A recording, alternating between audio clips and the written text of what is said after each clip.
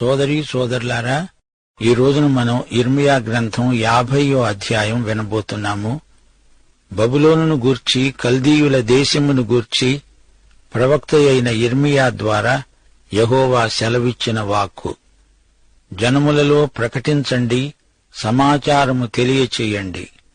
ధ్వజమునెత్తి మరుగు చెయ్యక చాటించండి. బబులోను పట్టబడుతుంది, బేలు అవమానము నొందుతుంది. దాని బొమ్మలు బోర్లద్రోయబడతాయి. ఉత్తర దిక్కు నుండి దాని మీదికి ఒక జనము వస్తున్నది. ఏ నివాసి లేకుండా అది దాని దేశమును పాడు చేస్తుంది. మనుష్యులేమి, పశువులేమి అందరూ పారిపోతారు, అందరూ తరలిపోతారు. అనగా మాదీయ పారసీక రాజ్యం దాడికి వీరందరూ లొంగిపోతారు. బేలు అంటే బయలు, ఇది బబులోను దేవత పేరు. మెరోదకు అనేది మరొక బబులోను దేవత. ఈ విగ్రహాలు పగలగొట్టబడతాయి, విరగ్గొట్టబడతాయి. బబులోను మాదీయ పారసీక రాజ్యం ముట్టడించినప్పుడు ఓడిపోతుంది. మాదీయ రాజ్యం బబులోనుకు ఉత్తరాన ఉన్నది. ప్రియ శ్రోతలు, దేవుడు ఇశ్రాయేలును ఎలా సమకూరుస్తున్నాడో చూడండి. 4వ వచనం. ఆ కాలమున ఆనాటికి ఇశ్రాయేలు వారు, యూదావారు కూడి వస్తారు. ఏడుస్తూ సాగుతూ తమ దేవుడైన యెహోవా వద్ద విచారించడానికి వస్తారు. ఎన్నటికినీ మరువబడని నిత్య నిబంధన చేసుకుని యెహోవాను కలుసుకొందాము రండని చెప్పుకుంటూ సీయోను తట్టు అభిముఖులై అక్కడికి వెళ్లే మార్గము ఏదని అడుగుతూ వస్తారు. ఇదే యెహోవా వాక్కు. నా ప్రజలు త్రోవ తప్పిన గొర్రెలుగా ఉన్నారు. వారి కాపరులు కొండల మీదికి వారిని తోలుకొనిపోయి వారిని తోవ తప్పించారు. జనులు కొండకు వెళ్లుతూ తాము దిగవలసిన చోటు మరచిపోయారు.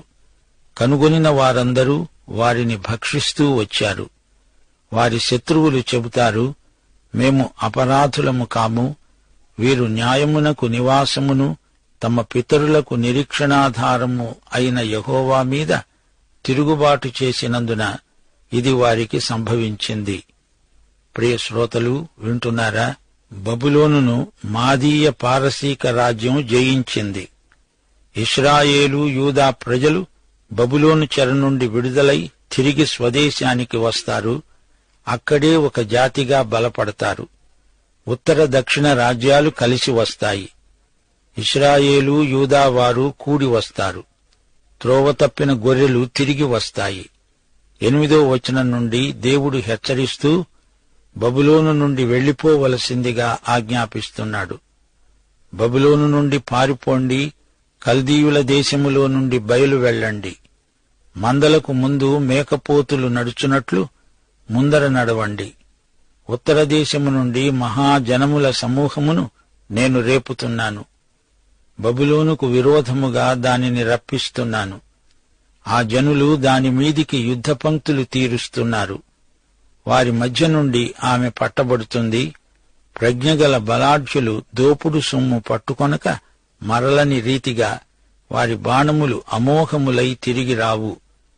బబులోను నాశనము కాకముందే యూదా ప్రజలు అక్కడి నుండి వెళ్లిపోవాలి. మాదీయ పారసీక రాజ్యాలు ఏకమై మిగతా జాతులు కూడా వారితో కలిసి బబులోను మీదికి వచ్చి పడుతున్నారు. బబులోను ప్రాభవం అంతరించిపోతుంది. కల్దీయుల దేశము దోపుడు సొమ్మవుతుంది. దానిని దోచుకునే వారందరూ సంతృష్టి నొందుతారు. బబులోను నాశనమైంది గనుక మాదీయ పారసీక రాజ్యాలకు తృప్తి. నా స్వాస్థ్యమును దోచుకునేవారలారా, సంతోషిస్తూ ఉత్సహిస్తూ నురిపిడి చేస్తూ పెయ్యవలె గంతులు వేస్తూ బలమైన గుర్రముల వలె మీరు సకిలిస్తున్నారే. దేవుడు కల్దీయులను శిక్షిస్తున్నాడు. ఎందుకనగా ఇశ్రాయేలుకు శ్రమ ప్రాప్తించినప్పుడు చూచి వారు సకిలించారు, ఇకిలించారు.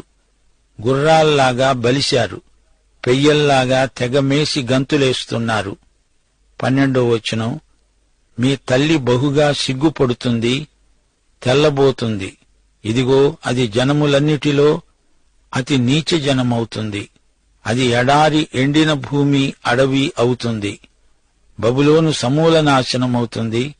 యెహోవా రౌద్రమును బట్టి అది నిర్జనమవుతుంది, అది కేవలము పాడైపోతుంది. బబులోను మార్గమున పోయేవారందరూ దాని తెగుళ్లను చూచి అంటారు, ఆహా, నీకీ గతి పట్టిందా? 14వ వచనం. ఆమె యెహోవాకు విరోధముగా పాపం చేసింది. విల్లు తొక్కేవారులారా, మీరందరూ బబులోనుకు విరోధముగా యుద్ధపంక్తులు తీర్చండి. మాదీయ పారసీకపు రాజులు బబులోనుకు వ్యతిరేకంగా యుద్ధపంక్తులు తీర్చారు. బబులోను పైకి తీర్పు రానే వచ్చింది. చుట్టూ కూడి దానిని బట్టి కేకలు వేయండి. అది లోబడడానికి ఒప్పుకుంటున్నది. దాని బురుజులు పడిపోతున్నవి, దాని ప్రాకారములు విరగ్గొట్టబడుతున్నవి. ఇది యెహోవా చేసే ప్రతీకారం. దానిమీద పగ తీర్చుకొనండి. అది చేసినట్టే దానికి చెయ్యండి. ఈ మాటలు దేవుడు బబులోను మీద ప్రకటిస్తున్న తీర్పు. మాదీయ పారసీక రాజ్యమా, లే, వచ్చి పడు, బబులోనును ధ్వంసం చెయ్యి. బబులోనులోని జనాన్ని, జంతువులను కూడా హతం చెయ్యి. దేశాన్ని ముట్టడి వేయండి. బబులోనులో ఉండకుండా విత్తేవారిని నిర్మూలము చెయ్యండి. క్రూరమైన ఖడ్గానికి భయపడి వారందరూ తమ తమ ప్రజల వద్దకు వెళ్లుతున్నారు, తమ తమ దేశాలకు పారిపోతున్నారు. ప్రియ శ్రోతలు, వింటున్నారా? 17వ వచనం నుండి బబులోను పైకి వచ్చిన శిక్ష, ఇశ్రాయేలు పాలస్తీనాకు తిరిగి వచ్చే విధానం తేటగా ప్రవచించబడింది. ఇశ్రాయేలు వారు చెదరిపోయిన గొర్రెలు. సింహములు వారిని తొలగకొట్టాయి. మొదట అష్షూరు రాజు వారిని భక్షించాడు. కడపట బబులోను రాజైన నెబుకద్నెజరు వారి ఎముకలను నలగొడుతున్నాడు. కావున ఇశ్రాయేలు దేవుడును సైన్యములకు అధిపతి అయిన యెహోవా ఈలాగు సెలవిస్తున్నాడు, అష్షూరు రాజును నేను దండించినట్లు బబులోను రాజును అతని దేశమును దండిస్తాను. శ్రోతలు వినండి. ఇశ్రాయేలు 12 గోత్రాలు చెదరిపోయిన గొర్రెలే. దేవుడు వారినందరినీ సమకూర్చుకోవాలని సంకల్పించాడు. బబులోను దక్షిణాది రాజ్యాన్ని చెరగొనిపోయింది. ఉత్తరాది రాజ్యాన్ని అష్షూరు చెరగొనిపోయింది. దేవుడు అష్షూరును, బబులోనును దండిస్తున్నాడు. తన ప్రజలైన ఇశ్రాయేలు వారిని తమ మేత స్థలానికి, అనగా పాలస్తీనాకు తిరిగి రప్పిస్తాను. వారు కర్మెలు మీద, బాషాను మీద మేస్తారు. ఎఫ్రాయిము కొండల మీద, గిలాదులో మేస్తూ సంతుష్టి నొందుతారు అంటూ దేవుడు పూర్తి ఇశ్రాయేలు ప్రజను ఉద్దేశించి మాట్లాడుతున్నాడు.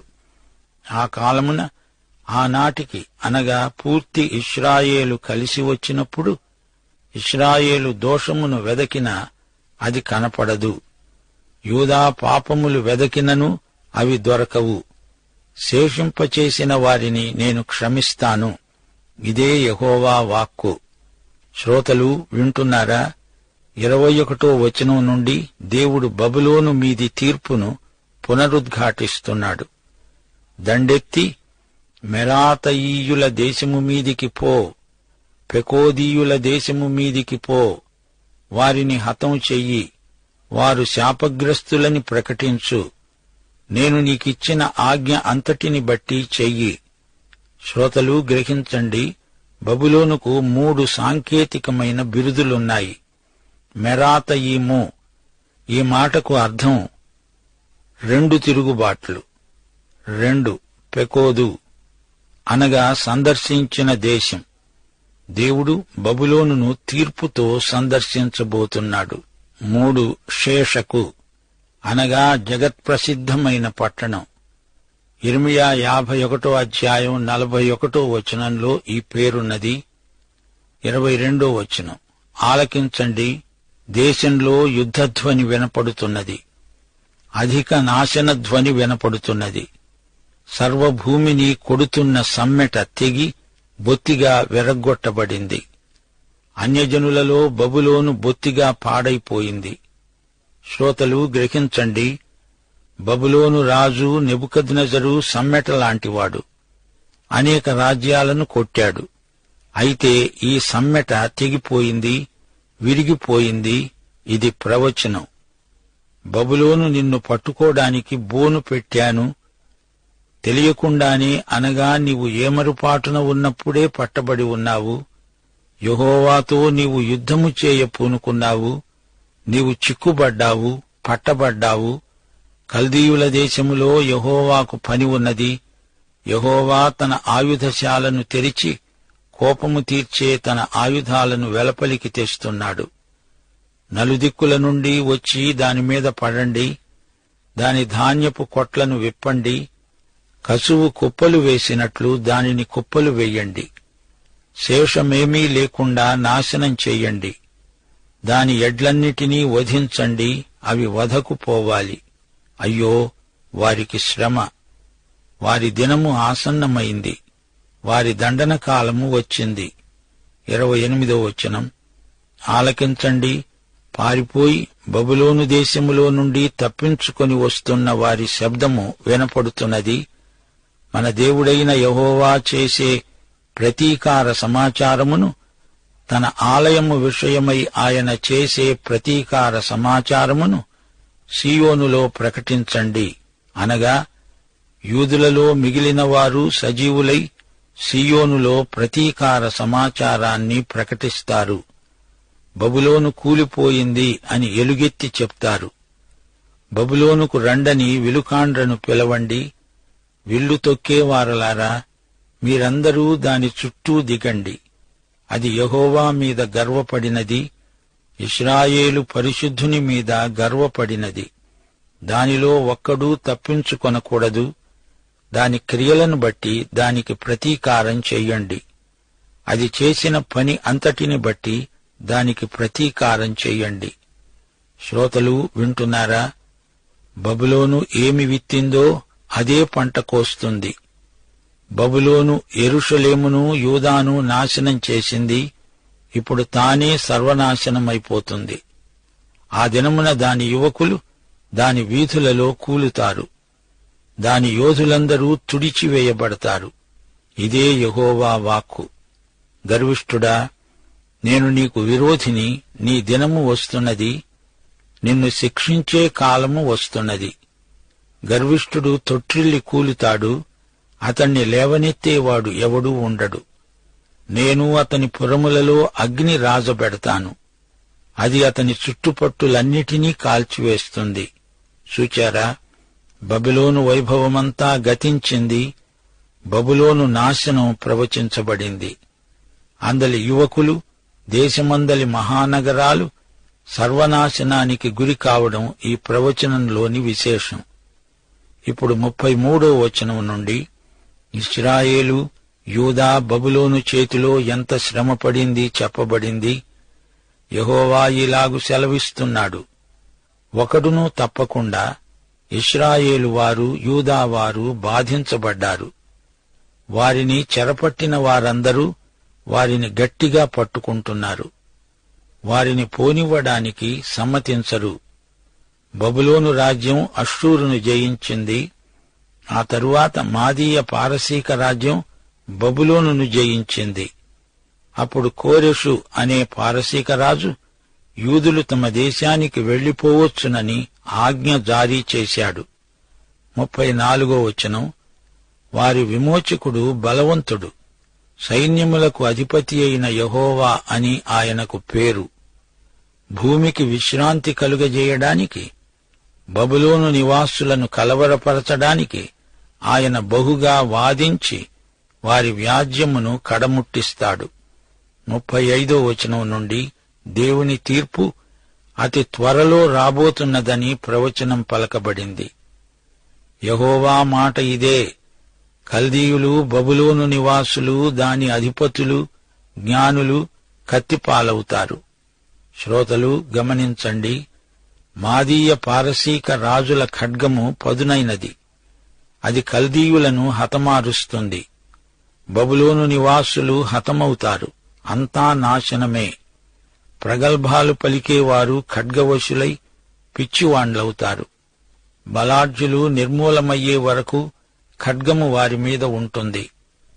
ఖడ్గము వారి గుర్రముల మీద పడుతుంది.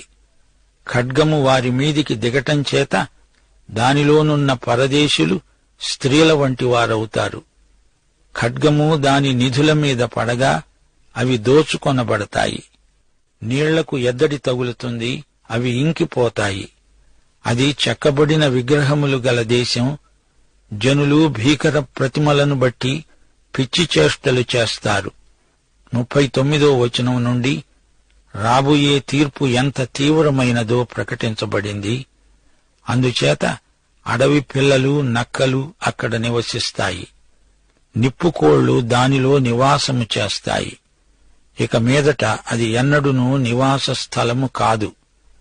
తరతరములు దానిలో ఎవరునూ కాపురముండరు. ప్రియశ్రోతలారా, బబులోను అంతిమ స్థితి ఎంత ఘోరమైనదో చూడండి. సొదొమను, గొమొర్రాను, వాటి సమీప పట్టణములను దేవుడు నాశనం చేసినప్పుడు జరిగిన రీతిగా ఎవడునూ అక్కడ కాపురముండడు. ఏ నరుడు దానిలో బస చెయ్యడు. 41వ వచనం మాదీయ పారసీక రాజ్యాన్ని గురించిన ప్రవచనం. జనులు ఉత్తర దిక్కు నుండి వస్తున్నారు. మహాజనమును, అనేక రాజులను భూదిగంతముల నుండి రేపబడతారు. ఉత్తర దిక్కు నుండి వచ్చేదెవరు? వీరు మాదీయ పారసీక రాజులు. వారు వింటిని, ఈటెను పట్టుకొని వస్తారు. వారు క్రూరులు, జాలిపడని వారు. వారి స్వరము సముద్ర ఘోషవలి ఉన్నది. వారు గుర్రములను ఎక్కేవారు. బబులోను కుమారి, ఒకడు యుద్ధ పంక్తులు తీర్చే రీతిగా వారందరూ నీ మీద పంక్తులు తీరుస్తున్నారు.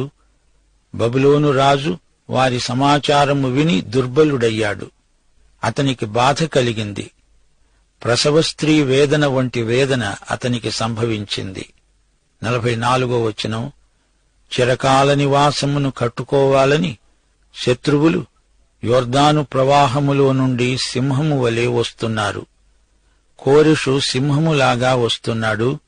అంతకుముందు నెబుకద్నెజరు కూడా సింహములాగే వచ్చాడు. బబులోను మీదికి కుప్పించి దూకుతున్నాడు. నిమిషములోనే నేను వారిని దాని వద్ద నుండి తోలివేస్తాను. కోరెషు దేవుడు నియమించిన విజేత. దేవుడంటున్నాడు, నేను ఎవరిని ఏర్పరుస్తానో వానినే దానిమీద నియమిస్తాను. నన్ను పోలి ఉన్నవాడై నన్ను ఆక్షేపణ చేసేవాడేడి? నన్ను ఎదిరించగల కాపరి ఏడి? బబులోనును గూర్చి యెహోవా చేసిన ఆలోచన వినండి. దేవుని ఆలోచన స్థిరమైనది, ఖండితమైనది. కల్దీయుల దేశమును గూర్చి ఆయన ఉద్దేశించినది వినండి. నిశ్చయముగా మందలోని అల్పులైన వారిని వారు లాగివేస్తారు. నిశ్చయముగా వారిని బట్టి వారి నివాస స్థలము విస్మయమొందుతుంది. బబులోను పట్టబడుతుందనే సమాచారం విని భూమి సకల జాతులు కంపిస్తున్నాయి. జనములలో అంగలార్పు వినబడుతున్నది. ప్రియశ్రోతలారా, వింటున్నారా? సోదరీ సోదరులారా, ఒక రాజ్యం పడిపోవడం, మరో రాజ్యం లేవడం, ఇది లోక చరిత్ర. అయితే యేసుక్రీస్తు చరిత్రకు దేవుడు. ఎన్ని రాజ్యాలు అధికారంలోకి వచ్చినా, ఎన్ని అధికారం కోల్పోయినా దేవుని దృష్టి తన ప్రజలైన ఇశ్రాయేలు మీదే ఉంది. ఉన్నట్లుండి బబులోను నాశనం ముంచుకొచ్చింది. దానియేలు 5వ అధ్యాయంలో మరికొన్ని వివరాలు మనం వింటాము. సీయోనులో బబులోను ప్రకటన వార్త ప్రకటించబడింది. బబులోను నాశనం సొదొమ గొమొర్రాల నాశనానికి పోల్చబడడం విశేషం. మాదీయ రాజు గోబ్రియాసు వచ్చి యెరూషలేమును కైవసం చేసుకున్నాడు. యెరూషలేము ఎలా చేతులు మారిందో మా శ్రోతలు గుర్తించాలి. మనం ఒక్క విషయం జ్ఞాపకముంచుకోవాలి. బబులోను అనేది లోకంలో దేవ వ్యతిరేక వ్యవస్థలకు సంకేతం. ఇశ్రాయేలును బాధించినందుకు బబులోను కూడా దేవుని శిక్షకు గురి అయింది. 2 కొరింథీ 6వ అధ్యాయం 14వ వచనం నుండి దేవుని హెచ్చరిక మాటలు వినండి. మీరు అవిశ్వాసులతో జోడు కలవకండి. నీతికి దుర్నీతితో ఏమి సాంగత్యము? వెలుగునకు చీకటితో ఏమి పొత్తు? క్రీస్తుకు బెలియాలుతో ఏమి సంబంధము? అవిశ్వాసితో విశ్వాసికి పాలెక్కడిది? దేవుని ఆలయానికి విగ్రహాలతో ఏమి పొందిక? మనము జీవము గల దేవుని ఆలయమై ఉన్నాము. దేవుడంటున్నాడు, మీరు వారి మధ్య నుండి బయలువెడలి ప్రత్యేకంగా ఉండండి, అపవిత్రమైన దానిని ముట్టకండి. ప్రియులారా, మనకు ఈ వాగ్దానములు ఉన్నవి గనుక దేవుని భయముతో పరిశుద్ధతను సంపూర్తి చేసుకుంటూ శరీరానికి ఆత్మకు కలిగిన సమస్త కల్మషము నుండి మనలను మనమే పవిత్రులనుగా చేసుకుందాము. ప్రకటన 18వ అధ్యాయం 4వ వచనంతో ఈ పాఠం ముగిస్తాము. మహాబబులోను కూలిపోయింది, నా ప్రజలారా, మీరు దాని పాపములలో పాలివారు కాకుండునట్లు, దాని తెగుళ్లలో ఏదీ మీకు ప్రాప్తించకుండునట్లు దానిని విడిచి రండి. పాఠం సమాప్తం. ప్రభు అయిన యేసుక్రీస్తు వారి కృప, తండ్రి అయిన దేవుని ప్రేమ, పరిశుద్ధాత్మ యొక్క అన్యోన్య సహవాసము, సమాధానము మనకందరికీ సదాకాలము తోడై ఉండునుగాక. ఆమేన్.